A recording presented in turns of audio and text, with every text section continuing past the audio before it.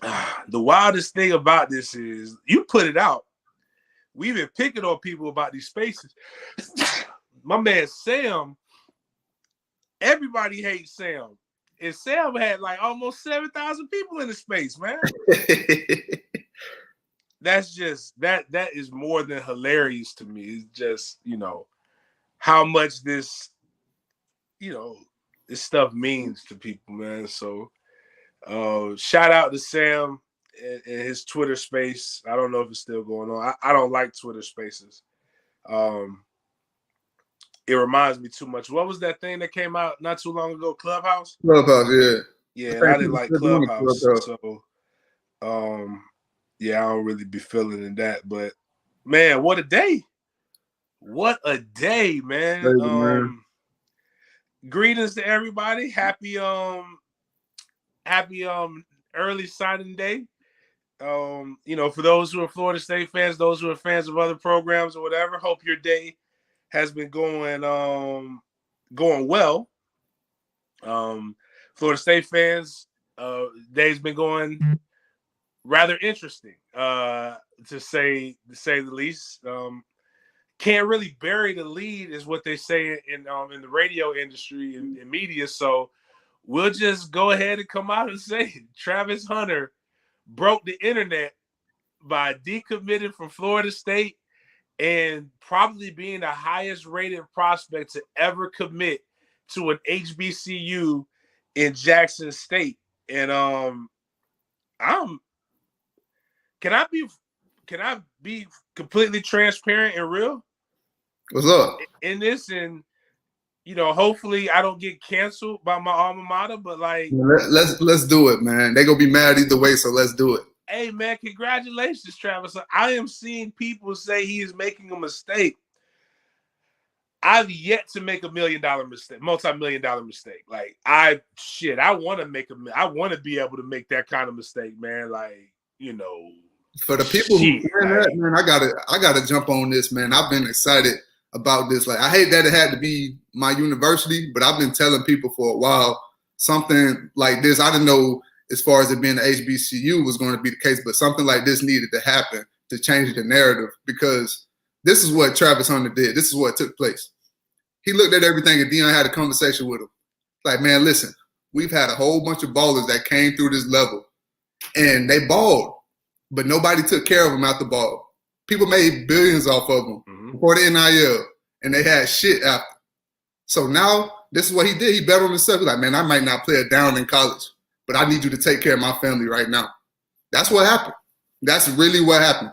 And that's what NIL is going to become. People can be mad at it, or you can just learn how to play the game better. Right. I mean, put it like this. Put it in perspective like this. Like guys like me, guys like yourself, guys who have come before. Anytime, like, so when I've been saying this to fans for a while, like, watch how you treat the guys who came before, because everybody sees that.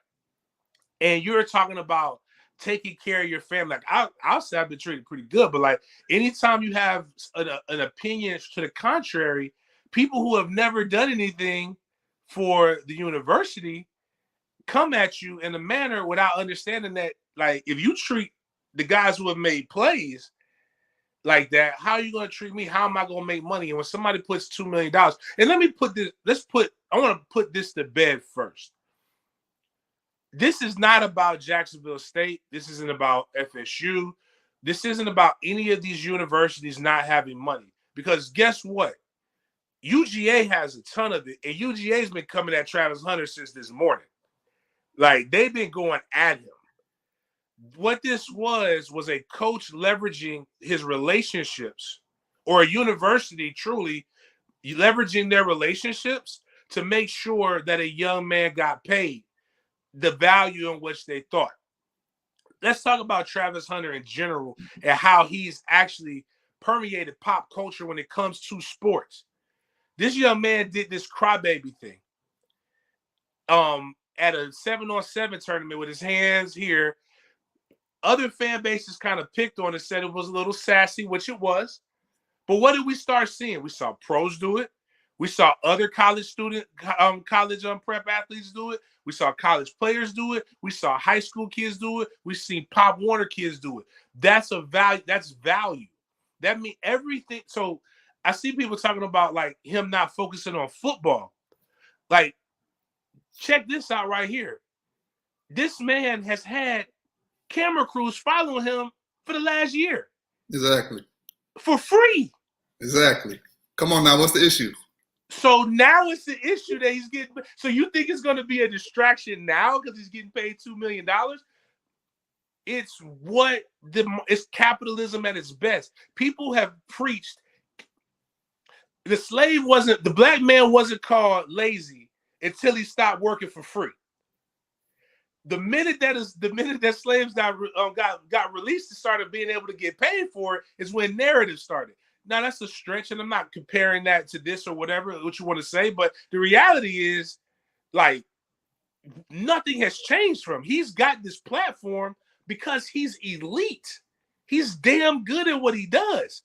It should be applauded. It just stings because it's FSU. But in the grand scheme of things, I think it's dope. I think it shows what the true power of the NIL can do. It shows that it can level the playing field if you get outside of the box. And we'll probably go back and forth all over the place. Some of our feelings about Deion. I see people burning their jerseys and stuff like that. I have some Deion stories that we're going to get into that I had a couple teammates say, James, you got to use your platform to talk about why you say fuck Deion at least once or twice a year. Nobody, it's like, what's that mean? Nothing, nobody. Big Game James, fuck Deion Sanders. I've been saying that since February 2004, I believe. Like, that's what I've been saying. And like, the truth is this.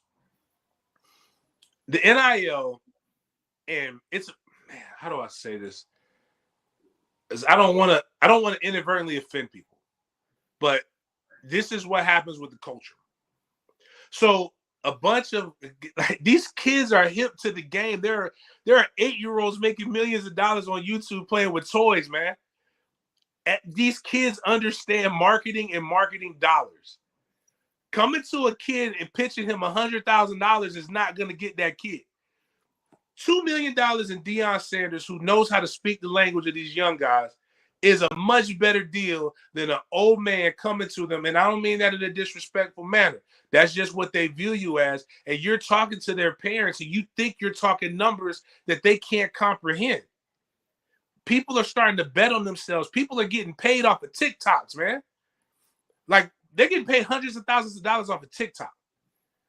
And you're coming to them with a deal that doesn't resonate. So, and it's not just him. Like, there's some deals Georgia's doing some really innovative stuff with their guys that's going to take care of their guys post-college. And we came with just, oh, okay, we got this. And we don't utilize the platforms that, like, the things we have. So Deion built his name up at Florida State, but Deion Sanders is great. Deion used his platform with Barstool to be able to take care of him and possibly a couple other kids. The rumor, what I was just told from a person over at Jackson State, is that they got a shooter's chance at Shamar Stewart and Kamari Wilson, 2 other big-time prospects. You heard it here first. So it ain't going to just be Travis Hunter if they can get that checkbook right. Florida State so we know what Deion Sanders is, right? We know the popularity of whether you like him or not. We know what prime time does. Must be the money, all that stuff. We know what that means. So what do we go and combat that with? We bring out a Rising Spear campaign with 3 GOATs. With 3 GOATs, right? I'm going to give it to you. Kes McCorvey, probably the best wide receiver that nobody talks about at Florida State. Derrick Brooks, to me, second best linebacker in Florida State history. I'm sorry, Shade Tree's done our show, but I've always thought Shade Tree was the best linebacker. No disrespect to Derrick Brooks, but Derrick Brooks is probably going to be the president of Florida State one day. And then Charlie Ward, probably the greatest Seminole of all time. No, all 3 of them. I'm sorry. that ain't comparing to Deion Sanders, man. They're all younger than Deion. But like when Deion walks into a room, it's energy.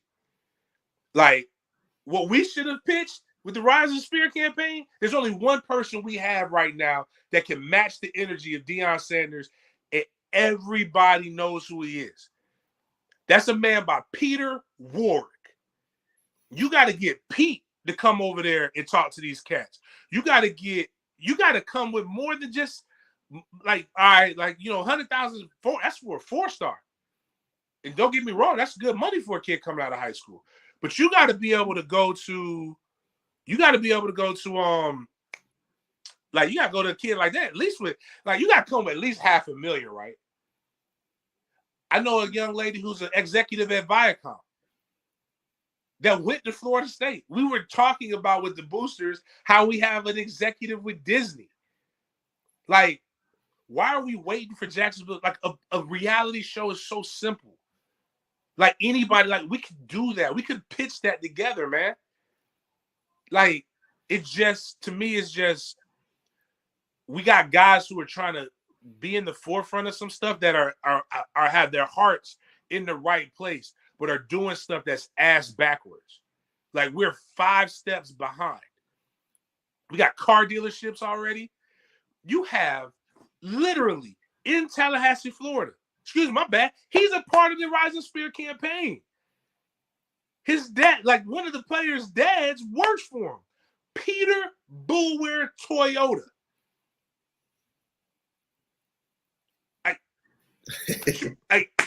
Travis, man, you come in here, you getting the flyest damn Toyota you can get. Pete used to own BMW dealerships.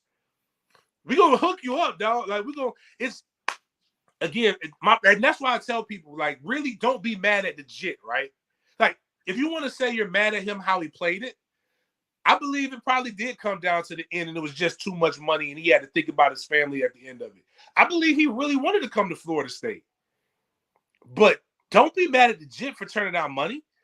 Be mad at the university for not coming up with a more creative compensation package, playing with the same damn rules, with one of the most wealthy fan bases in college football. I'm just saying that's my. I'm gonna let you talk, because what I'm saying is, don't be mad at the kid. Now, if you want to say fuck Deion, I'm with you, because it's Wednesday, so fuck Deion. But I'm not mad at the player or the game, because they played into the T. They used the rules the right way. That's on us for undervaluing somebody and not going and not doing what you're supposed to do.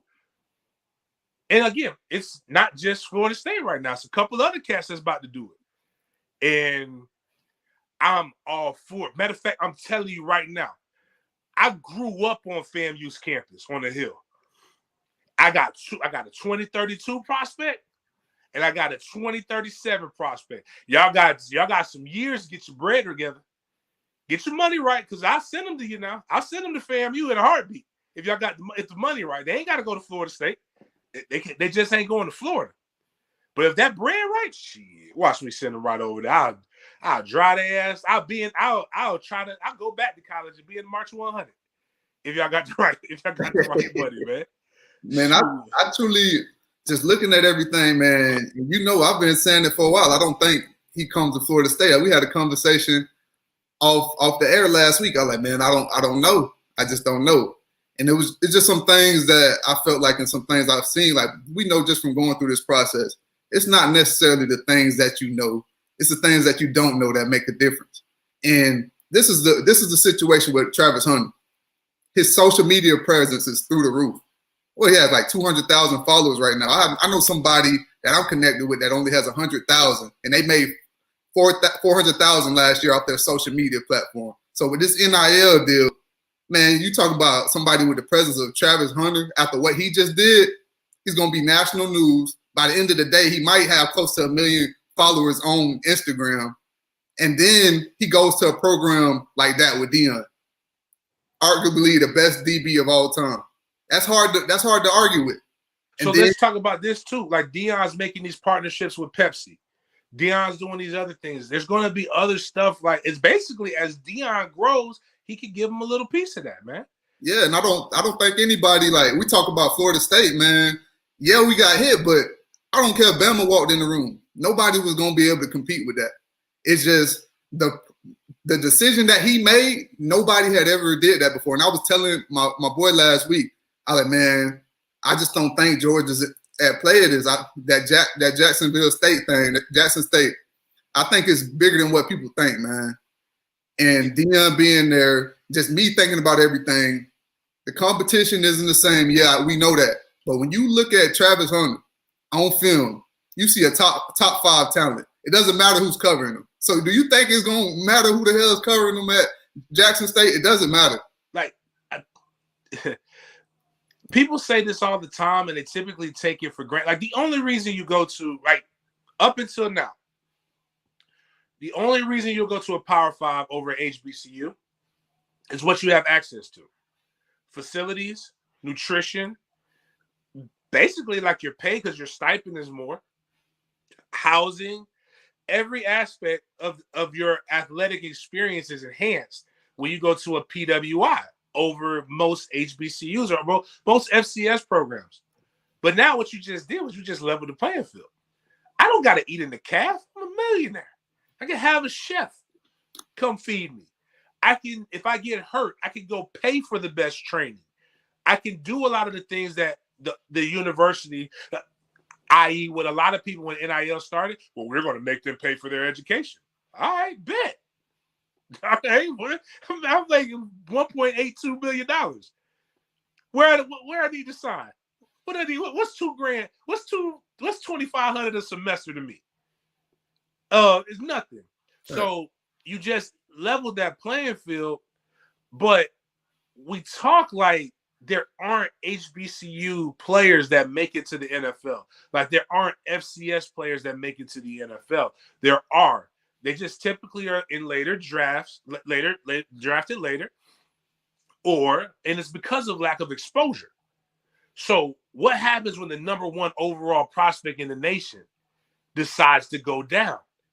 He's not going to lose that exposure. It's going to be a talked about thing for the next year. His first game is going to attract a ton of attention.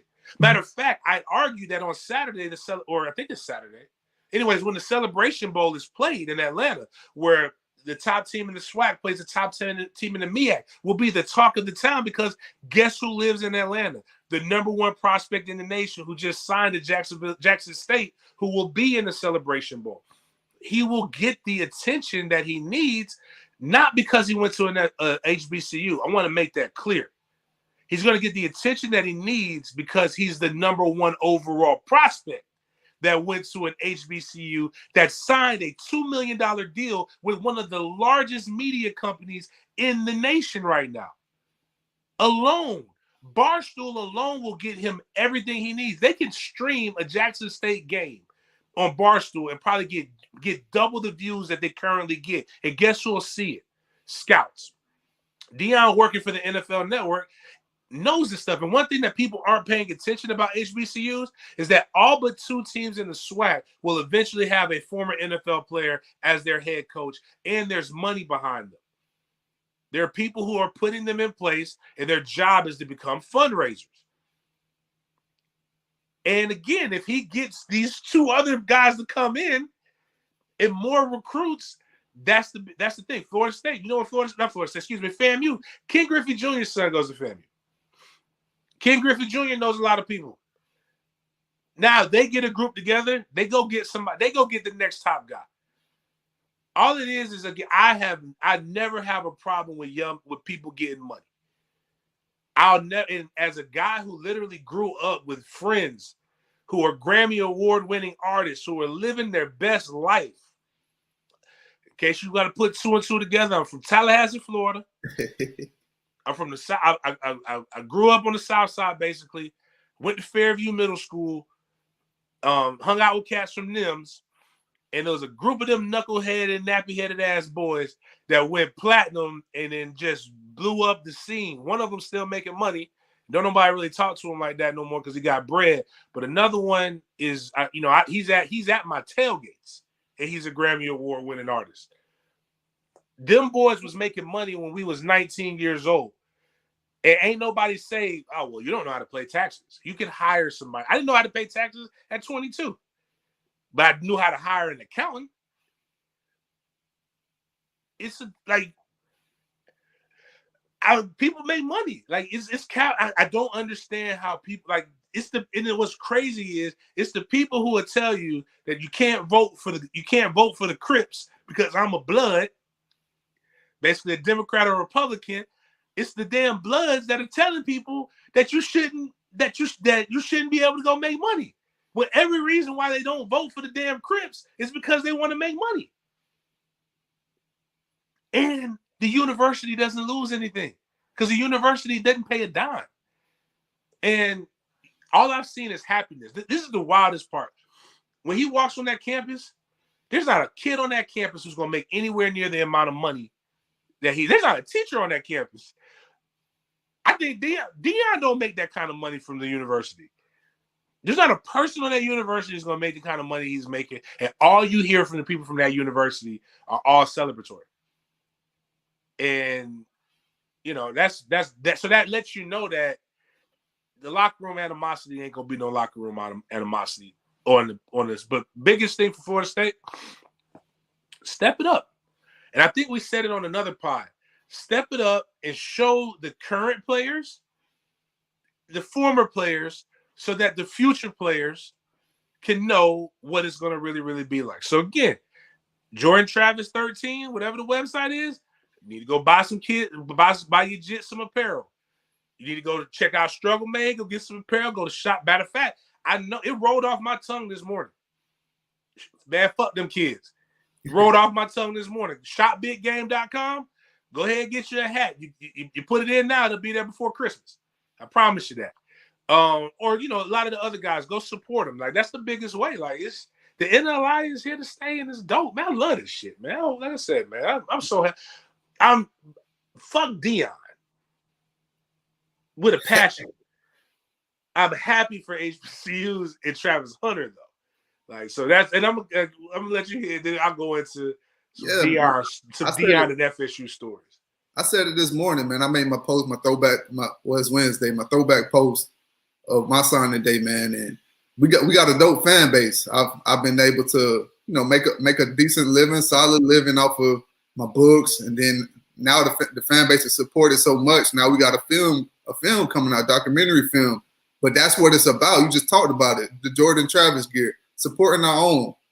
Now with this NIL deal, kids are going to go into this thing like business. You may hate it, but for a while we were the guys that got manipulated, and we ended up with nothing. So now it's like, man, I'm tired of that. I see my big brother over there struggling. So that's the game we got to play. You want to see these guys come to your university? Well, you got to take care of your own right now, and that's all it comes down to.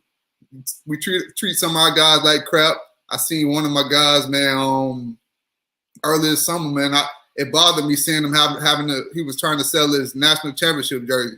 Yeah, so it's like, man, why does stuff like that even have to happen? Like, why is nothing in place for these guys? Because you got to think about the money that was generated off that moment, that one moment in history, that one moment. So why is this guy even having to do this? Why?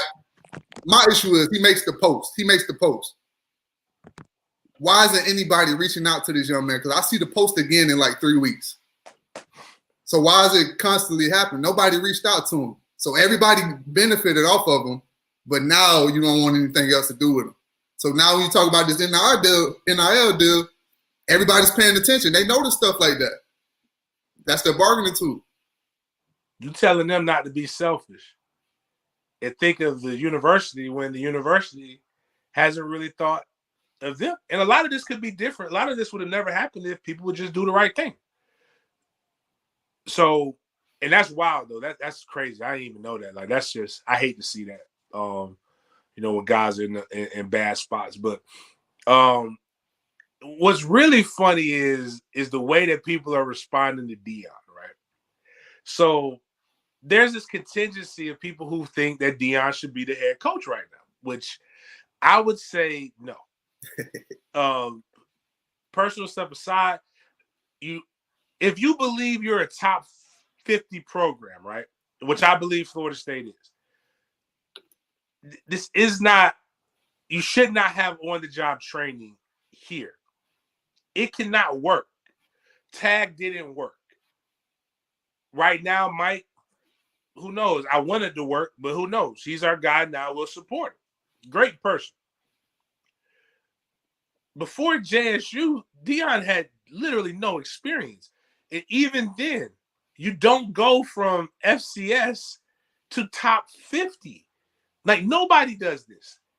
It's not even a situation where you kind of go and say, like, all right, it's the good old boy network, and they're taking, it's like, nobody does that. Like, you got to at least be a coordinator, like something to go through it. But I think where he's at now, he's having great success, and he's doing a phenomenal thing. And the thing that Deion's doing that my criticisms of him and a lot of other people who aren't personal close friends, because I do know this with anybody.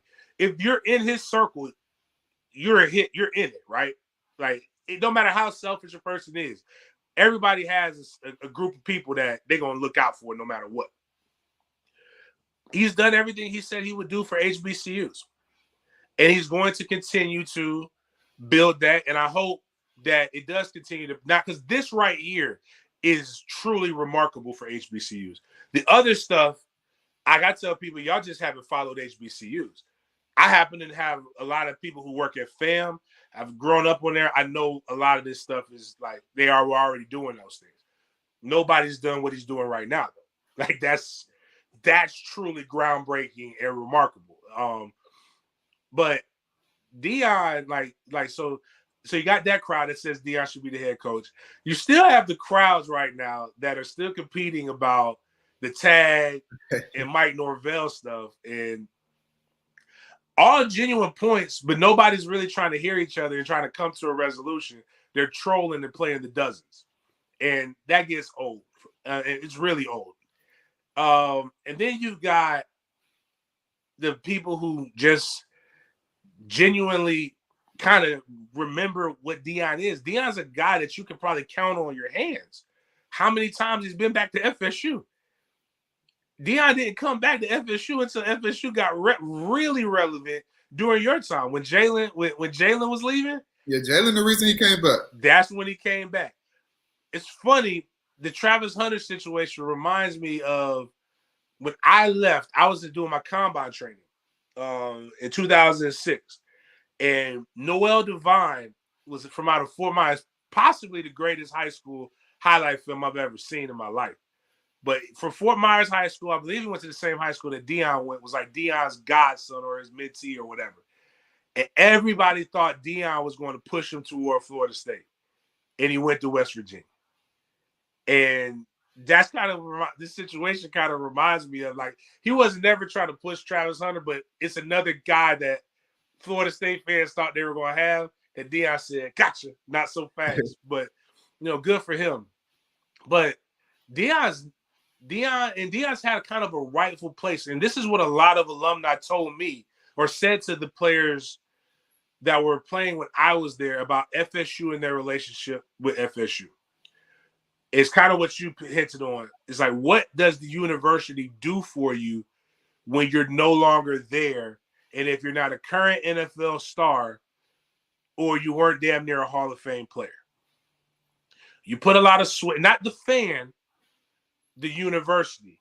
You have there's no clear lines of communication then and even now. Like, you got to know who to go to get tickets, to get sideline pass. Ooh, it's not the pregame sideline pass ain't hard to get.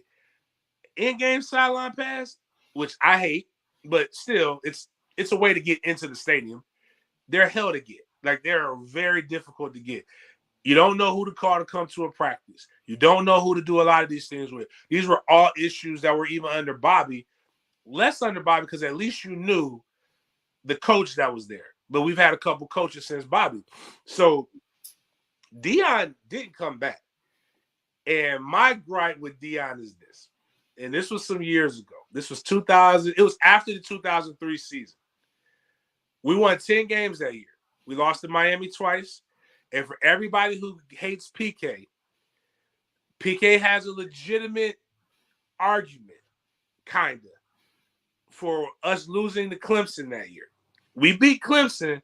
We go to the national championship. We beat Clemson. Tommy Bowden's probably fired. Tommy Bowden beats us and gets to go to a bowl game, and he has a win over a top 5 team that had the number 1 defense in the nation at the time. It had an offense that was kind of humming. It wasn't a great offense, but it was humming under Jeff Bowden. So we whooping ass, but we lose to Clemson. That was what PK's argument was. I'm not saying I agree with PK. I'm just telling you that's what it was. So those are the losses that we had. Go to the Orange Bowl, lose. So we lost 2 in the regular season. Go to the Orange Bowl, lose to Miami. Right now, you guys would throw a fucking parade if you had that kind of resume.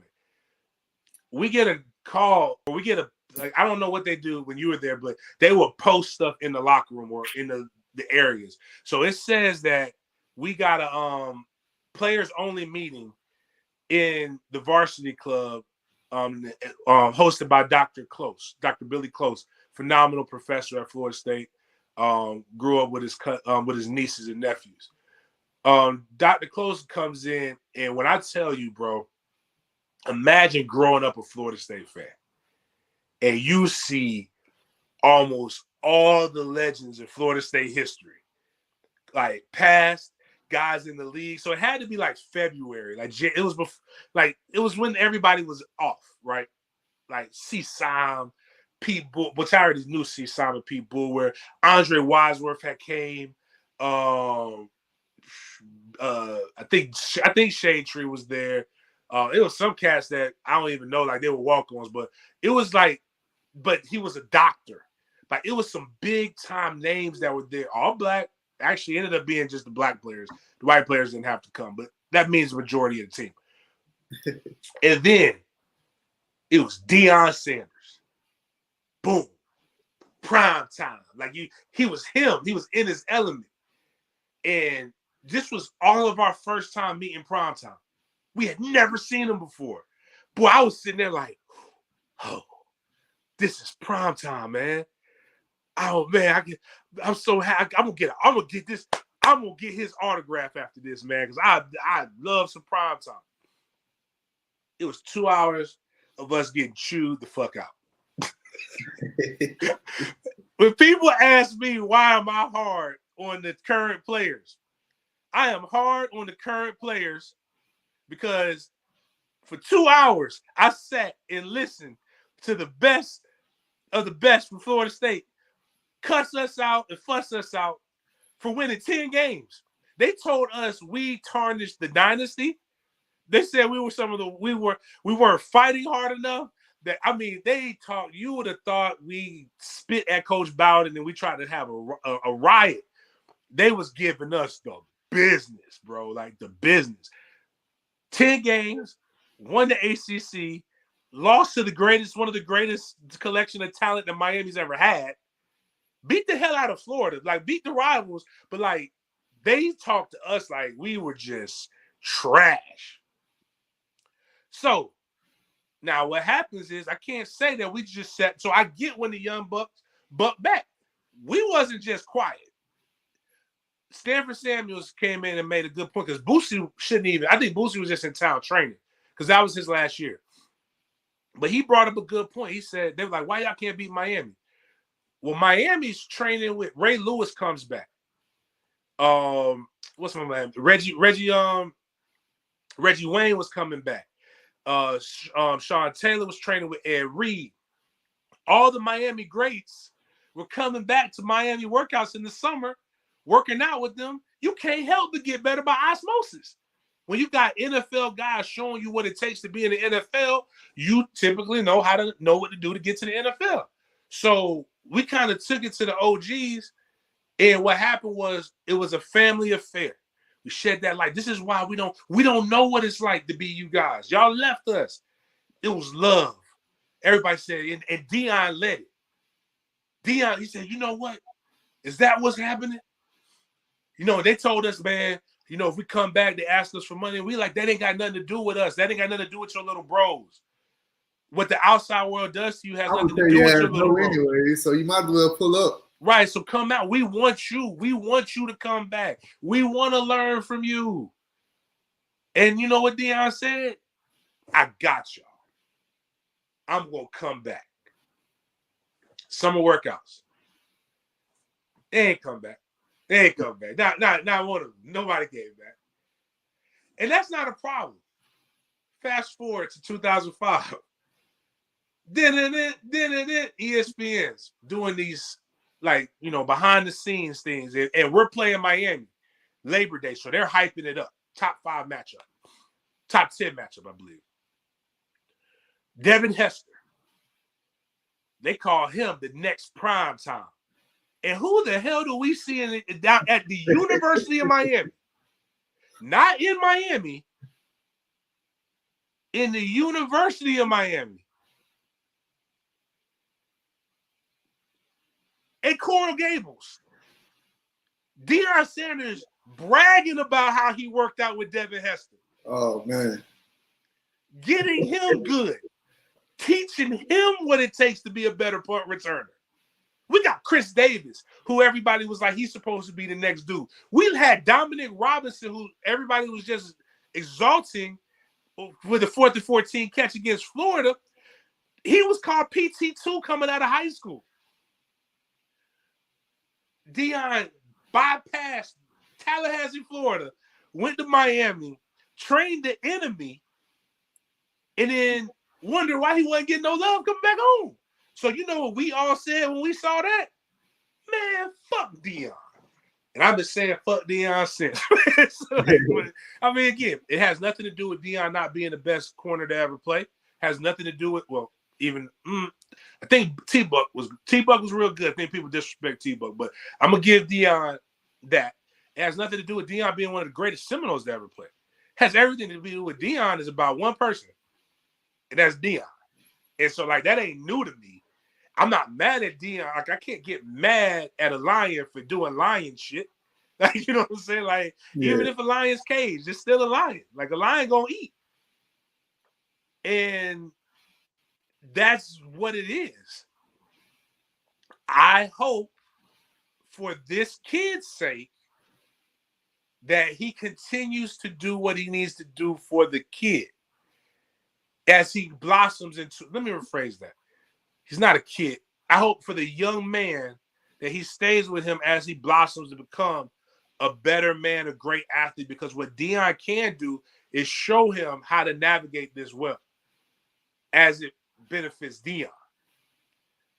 That being said, I don't want, if Travis is used as a pawn, then all this goodwill and this happened to be, like, it's all for naught. So that was Big Game's true Florida State story about and why you see me post that Deion Sanders post every now and then. But you know, it's all love, not love. It's all good. I'm okay, but that really, really, really, really, really, really, really happened. Deion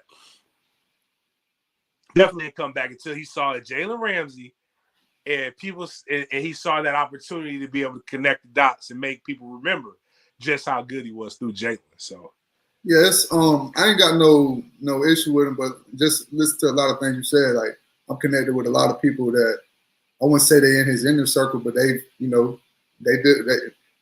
connect with him on a regular basis, and they echo a lot of things that you're saying.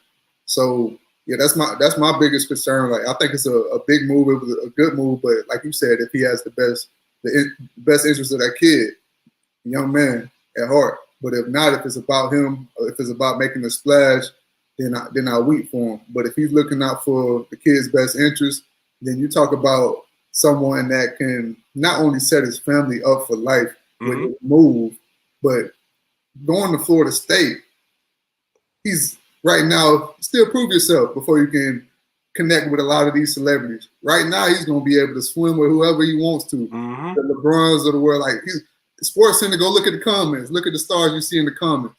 He's going to be able to move however he wants to move. And that's what type of move it was for him. But you just got to hope at the end of the day, that's cool and all, but are you here to play ball or do you want to be a YouTube star? Because if it doesn't happen on the field for you because he doesn't have your best interest at heart, that's going to end up being the case. Right. And I mean, it's a 1-year deal, but it's a big deal. If he does it good and it gets with the numbers, because here's the other side of it. Believe what you want to believe about Deion and what I talked about with Deion. I don't really care if you believe it or not, but that's not the point. I've said this about NILs in general. I know business, and it's about ROI, right? They're not giving him anything. He has a valuation that a media company made to feel he's $1.8 to $2 million, right? You can think the kid is stupid, you can think Deion's stupid, but there's one thing that David Portnoy isn't, and that's stupid.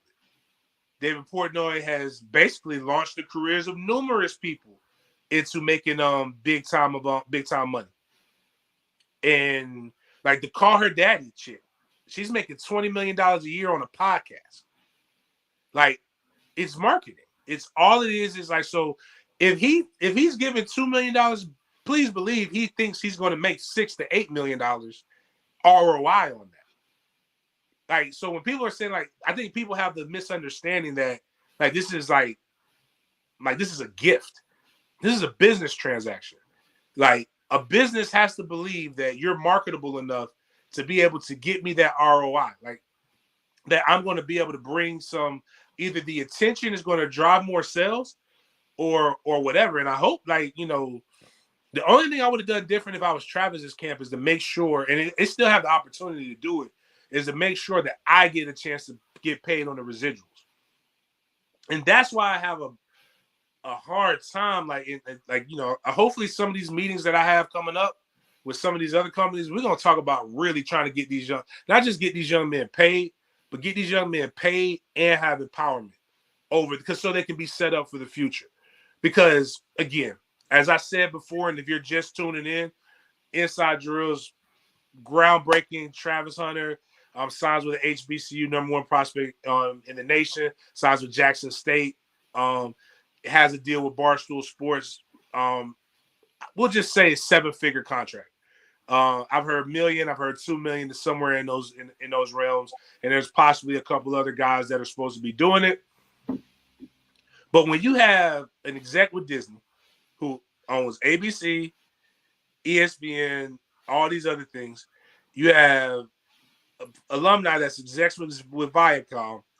You have alumni who has, like, one thing Florida State has always had is a tight relationship with Nike.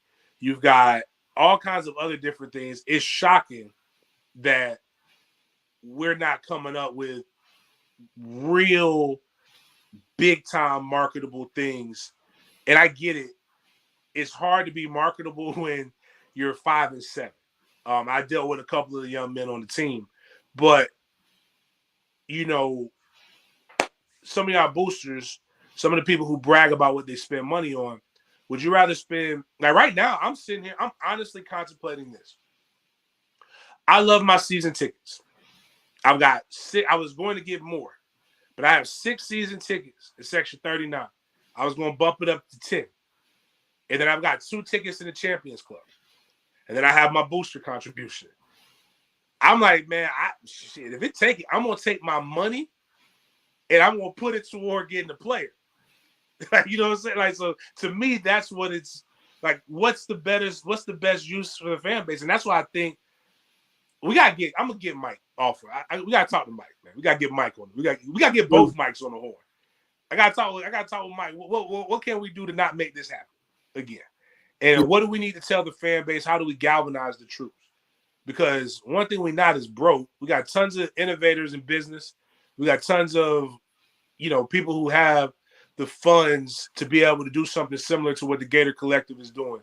Something similar to, I mean, we have Rising Spear, and that's something, guys, go look that up.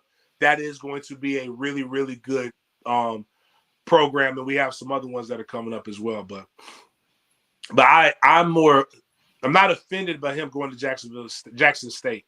I'm not offended with him taking the $2 million. What I am offended is that we didn't think of that first. Like, we didn't have the foresight to think to do that.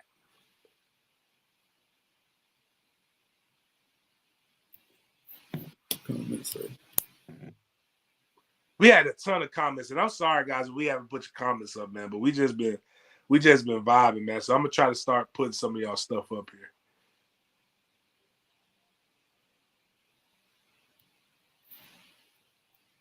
Yeah, man, it's crazy. I don't know the ins and outs. I know you said that you know it a little bit more than most do, but based on what I'm hearing, it's legitimate.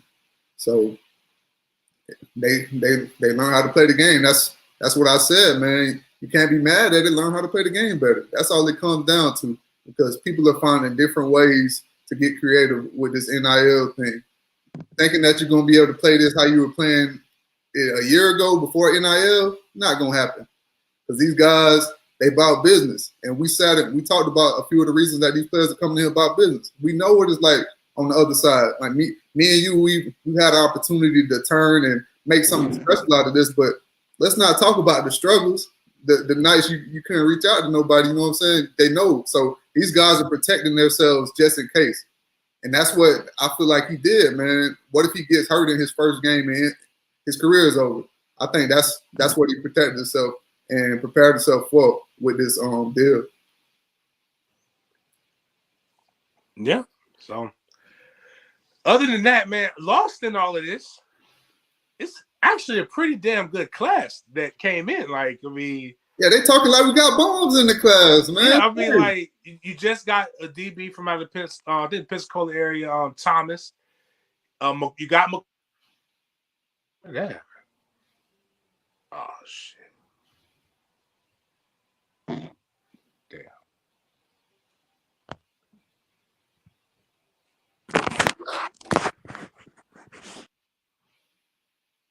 Oh, this is just me, man. We'll wait till you get back. But y'all see, right? My face slimming up. Been in the gym a little bit. There's big game. Somebody put me out. Can you hear me? Yeah, I can hear you. All right. Yeah, we got actually I don't even know how they call it. Put my phone on airplane mode. But we got the kid Thomas from out of Pensacola. We got McCall from out of Polk County as DB. We're in it for Armella kind of pushed back. There's a couple guys that haven't signed or committed yet, but it's still a really good class, man. You want to talk about irony, man? The whole entire went ahead and went to Louisville. Dang.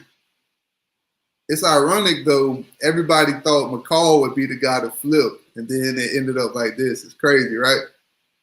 Talking about ironic. Damn, McCall Mortimer really went to Louisville, man. I liked him, man. That hurts a little bit. But yeah, big time. That means if he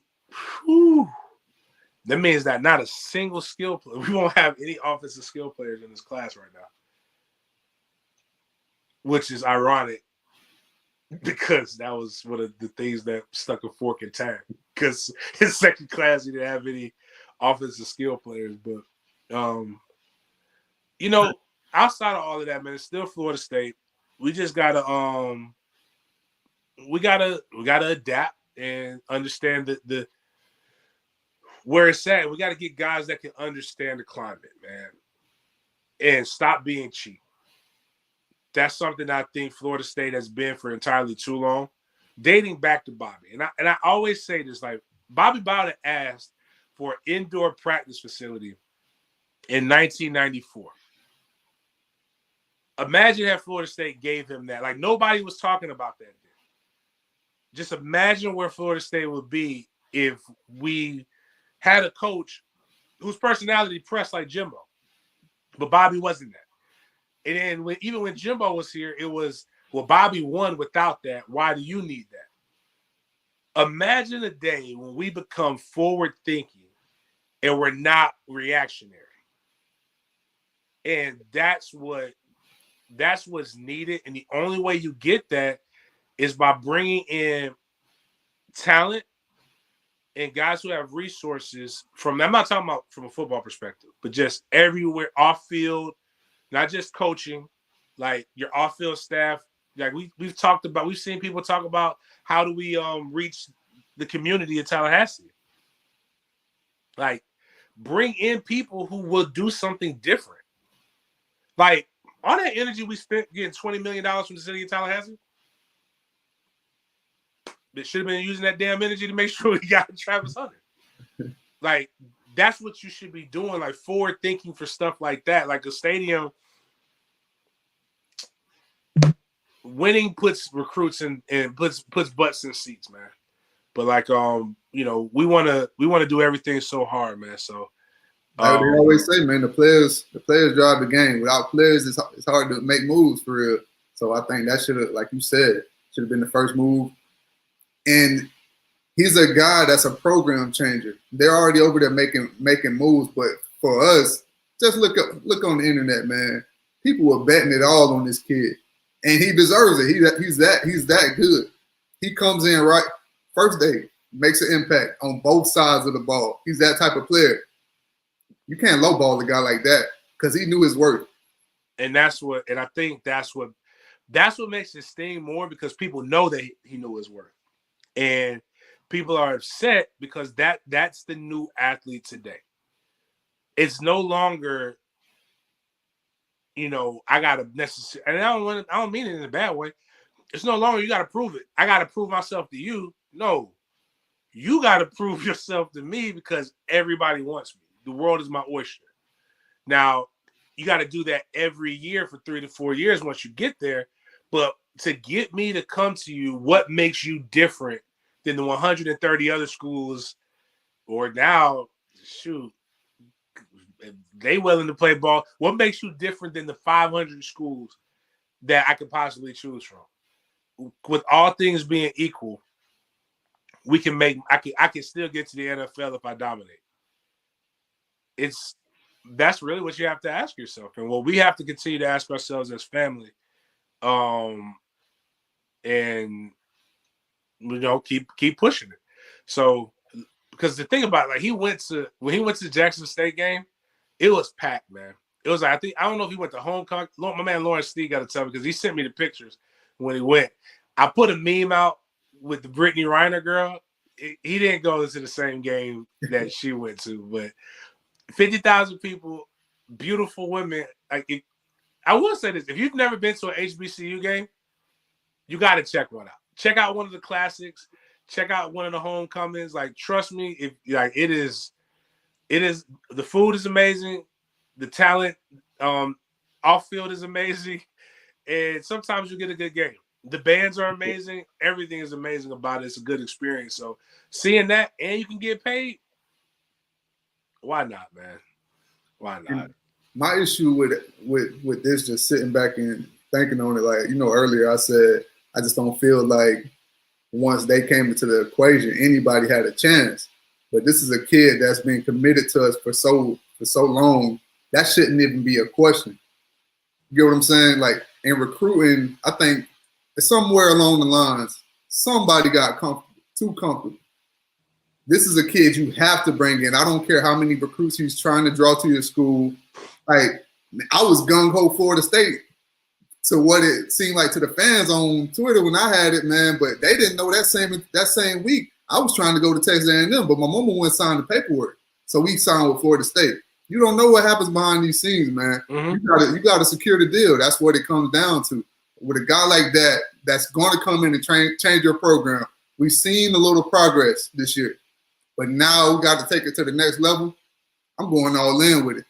I was telling somebody earlier today, man, like, shoot, I might, even if I got to do some stuff that's a little crazy, like, man, what can we do to get him this money, to get him in our school? Because this guy may save my job in a few years. Dude, I was told people this. One thing, like, I've said, like, man, how do I? We had a couple kids that would come through the tailgate. And I'm like, shoot, coach, just tell me who the parent is. I'll sell the hell out of the parent. They're gonna love it. They're gonna love my tailgate. Hey man, listen, I know it's a bunch of guys who do always ask, what can we do to get you better, to make y'all better at the next level? You know, let me help you. But sometimes they're a little bit more comfortable talking to guys who really have nothing more to offer than to run and say what they tell them on blog sites and get clicks. So I think that might need to change too. Like, Hey man, listen, I don't really run from it. Like, and this is something I went on the podcast earlier this week. I never try to say that people who haven't played the game don't know, because there's some people that haven't played this game that can analyze the game better than I can. But my issue is with the people who haven't played this game and really don't know nothing about it, but they make it sound good and try to convince you that they do.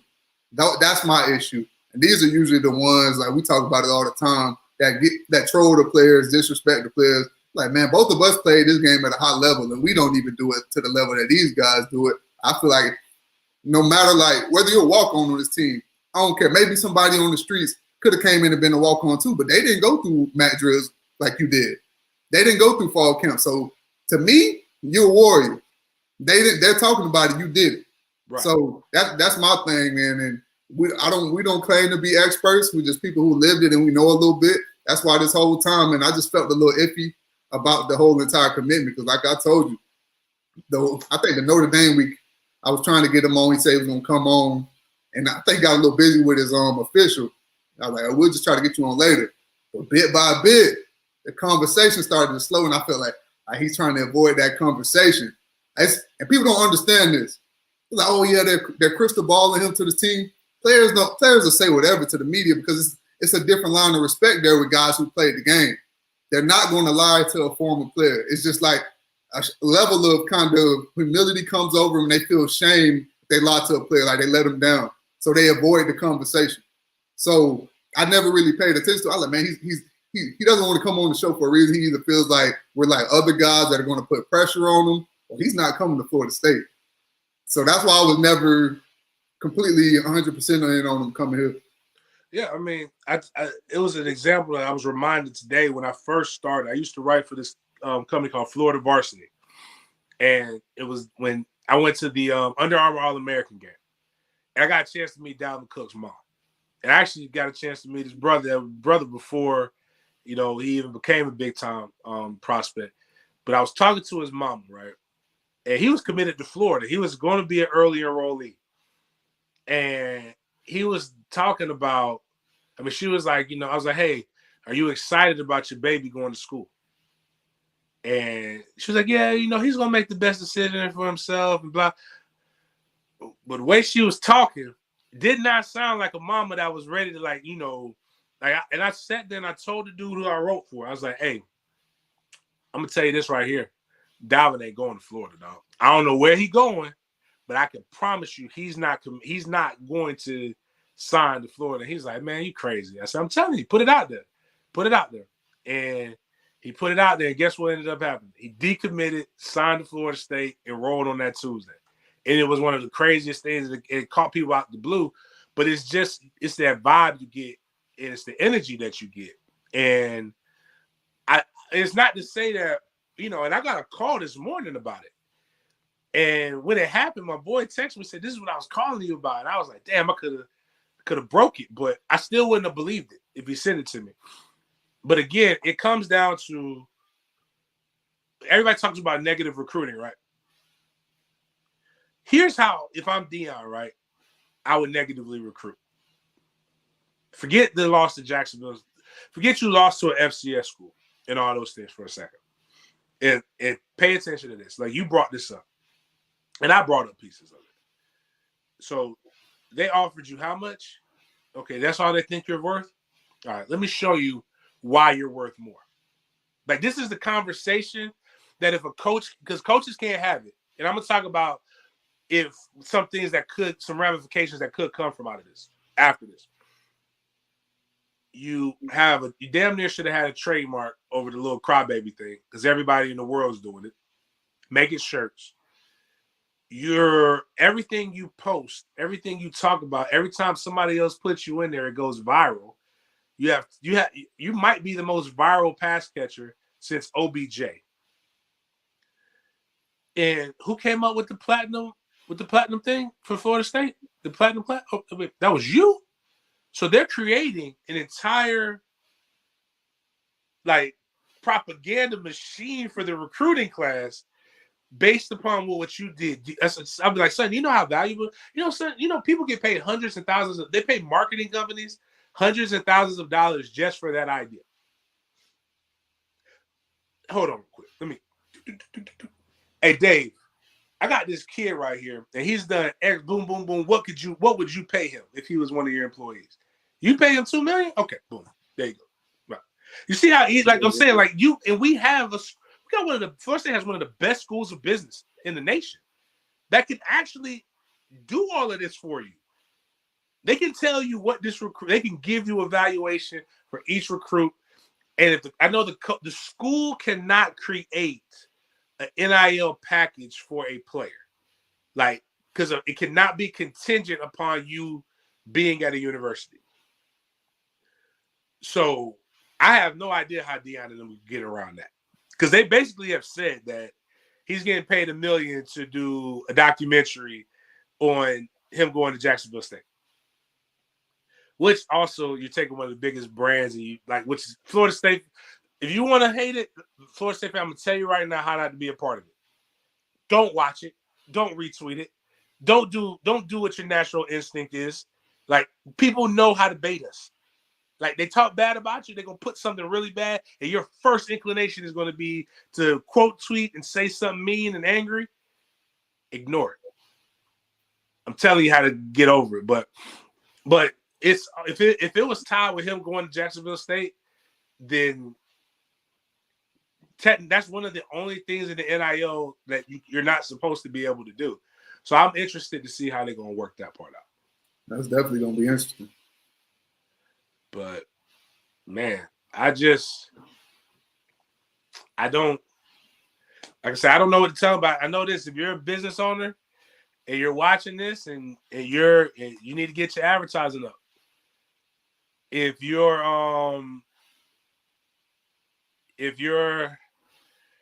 a fan, go support the players. Fiscally and retweeting their stuff and listening to them, and whatever pods come out, like just pay attention to it. And I other than that, like, it's not the end of the world. It's just it could have been worse. He could have went to Florida or Miami. Then you'd have to see him. But, God bless. More power to you. I'm going to continue to follow him. I wish him nothing but success, and I hope that all these youngins break the bank. Man, that's what I'm saying, man. I hope he go out and absolutely ball, go top 5, live up to all the expectations that was set up for him, continue to thrive, man, because just as a fan of the game, that's what people don't understand, man. Like, I love Florida State, but life out the ball is a little bit bigger than me, making that transition. And that's something that I know me and you both fight for. So if he can go on and be successful in the game and be successful after ball, man, salute to him.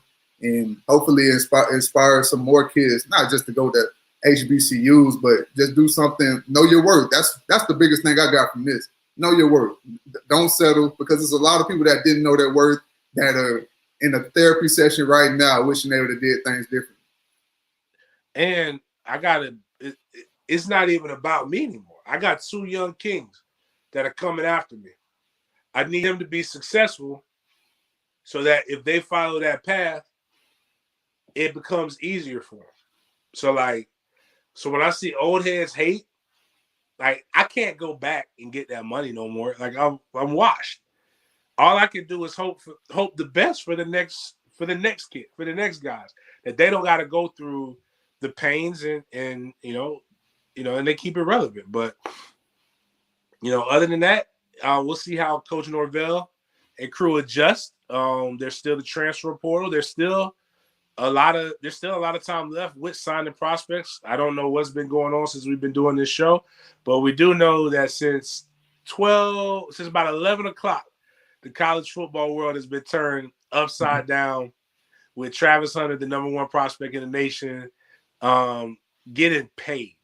Like, I ain't even gonna say he spurned. I'm just gonna say my man went and got a check, and God bless, more power to him, man. Like, that's what somebody on Twitter, one of my followers on Twitter, they said, man, the average programs, they get stuck in situations like this, but the elite programs, they find a way to respond.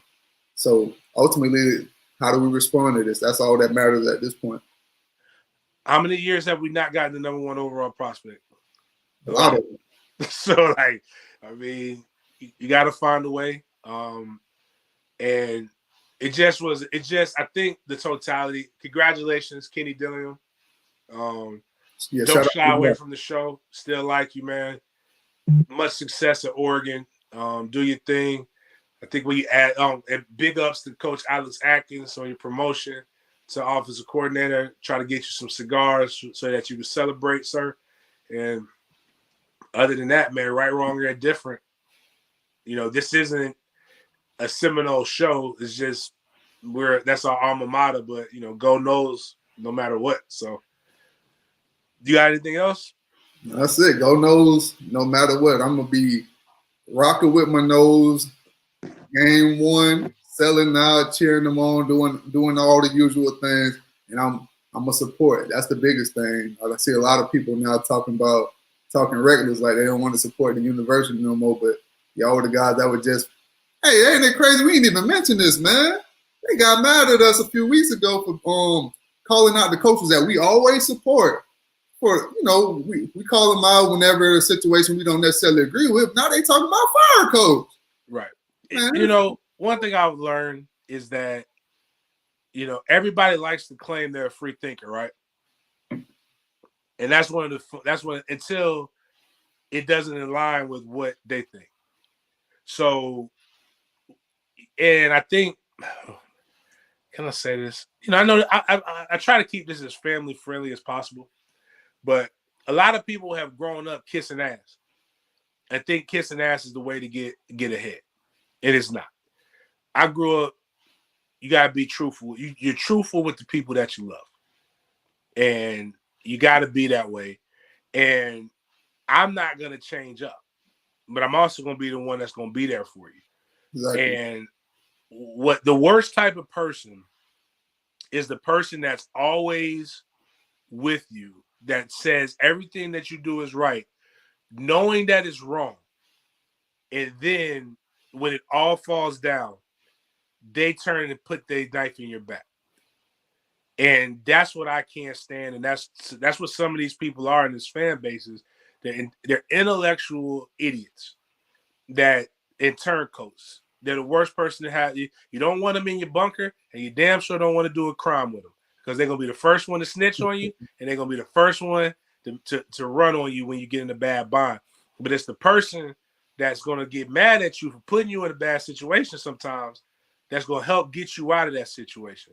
So, but I've always told people like you've heard me, I'm not going to get on Coach Fuller. I expect Coach Fuller to do something. If a play is dumb and doesn't work, I'm going to get on that. But people have been calling for Coach Fuller to be fired, saying, you know, why is it XYZ this? But when the offense isn't going well, oh, well, they had COVID. Like the defense has secret practices during COVID. They're saying we don't have talent and we need to bring in talent. And, oh, that's why this isn't working. But you still want to fire one of the coaches who's a part of this talent that you say you don't have. What happens is you wanted to be one way. And the reality, the problem is some of y'all write, and it's a reason why nobody respects your writing. I'm not talking to anybody in particular. If the shoe fits, wear it. I'll put it like that. And then some of you use a lot of words, a lot of big words, and think that makes you smarter, when all it does is it just means you use a lot of words. Like to quote Jay-Z, is it Uchi Wally Wally or is it one mic? Little black girl lost, or shorty, are you for ice? Which one is it? Is it this way or is it that way? Or as in the same song, he said, just because you don't understand him, it doesn't mean that he's nice. It just means that you don't understand all the bullshit that he writes. And that's what it ends up coming down to. Because now they'll all come on him. And that's what I want to applaud my guy Sam for that. Sam is consistently, now I don't agree with Sam with a lot of the stuff. I think Sam goes over the top a little bit. I think that's part of his shtick. But everybody was mad at Sam, but now they all sound like Sam. Mm-hmm. Like, I'm not gonna call for, like, again, I won't call for any. I've never to this day called for a coach to be. Yeah, I'll never do it. But yeah, I got this little clip. This is a lot of good clips we're gonna be able to post. But after this one, man, I'm gonna definitely post that clip because it's something that I've seen way too much, and we've had a lot of issues. We've had a lot of issues with it. Us for calling out the BS, but we're the same front line about the coaches when they're right as well. So make sure to post that last clip as soon as we get off of here, and then we'll get to the rest of the clips that I know will make some noise eventually. Yeah, man. So other than that, man, to quote a coach, have a good day if you want to. It's still a good day, man. The recruiting class wasn't all bad. We took some hits that we weren't expecting, and some guys didn't come. Guess what has to happen next year? We still open up the year, I think, with Duke and Ness, or however you say it, and we still got Labor Day weekend against LSU. So keep it pushing, and as always, man, go Noles. Go Noles.